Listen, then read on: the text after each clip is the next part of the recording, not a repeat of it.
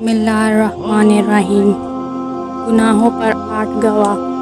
قیامت کے دن ہر انسان کے گناہوں پر 8 گواہ پیش ہوں گے۔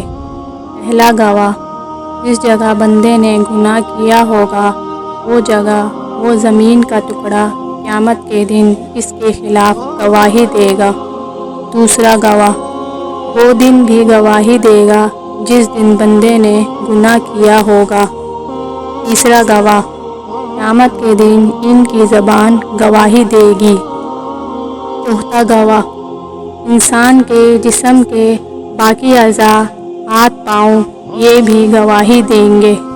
پانچواں گواہ، 2 فرشتے جو تم پر نگران مقرر ہیں، جو معزز ہیں، لکھنے والے ہیں، جو کچھ تم کرتے ہو وہ جانتے ہیں۔ چھٹا گواہ، وہ نامہ اعمال جو فرشتے لکھ رہے ہیں، تو زبان بھی گواہی دے گی اور نامہ اعمال بھی دکھائے جائیں گے۔ ساتواں گواہ، آپ صلی اللہ علیہ وآلہ وسلم بھی گواہ ہوں گے۔ اللہ رب العزت آپ صلی اللہ علیہ وآلہ وسلم سے بھی گواہی مانگیں گے۔